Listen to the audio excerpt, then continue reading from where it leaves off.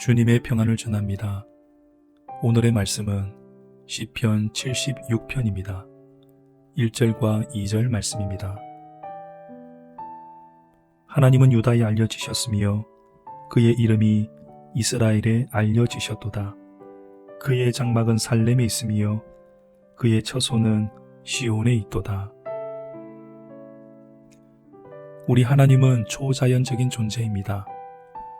인간은 시간과 공간의 제약 속에 살아가므로 감히 하나님을 알 수도 없고 접근할 수도 없습니다.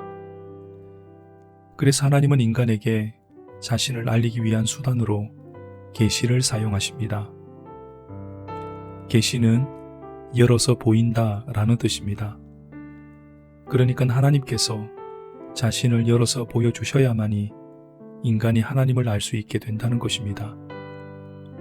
1절을 보면 하나님은 유다와 이스라엘에 알려지셨다라고 나와 있습니다. 이것이 계시하셨다라는 말입니다. 계시에는 두 종류가 있습니다.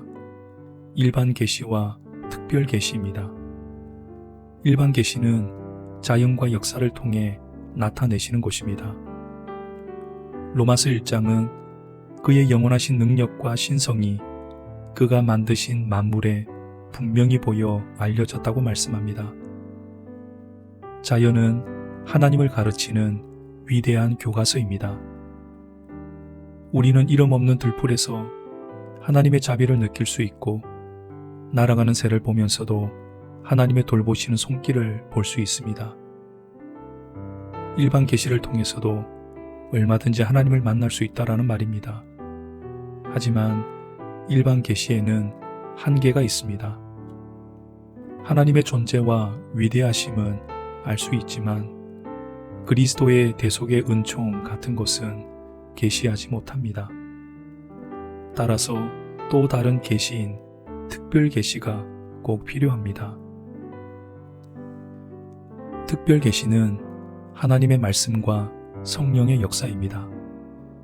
우리는 하나님의 말씀인 신구약 성경을 통해 하나님의 구원 역사가 그리스도의 십자가를 통해 이루어졌음을 깨달았습니다. 이것은 인간의 지식으로 알 수 있는 것이 아닙니다. 어떤 사람은 성경을 읽어도 전혀 깨닫지 못합니다. 성경은 성령의 감동으로 기록된 책이기 때문입니다. 따라서 특별 계시를 받은 자는 참으로 복된 자라 할 수 있습니다. 성경을 읽을 때 가슴 벅차 오르는 감동을 맛보고 주의 은혜를 깨닫고 눈물을 훔친 경험이 있으십니까? 이것은 아무나에게 허락된 일이 아닙니다. 우리 하나님은 지금도 여러 방법을 통해 우리에게 자신을 알리십니다.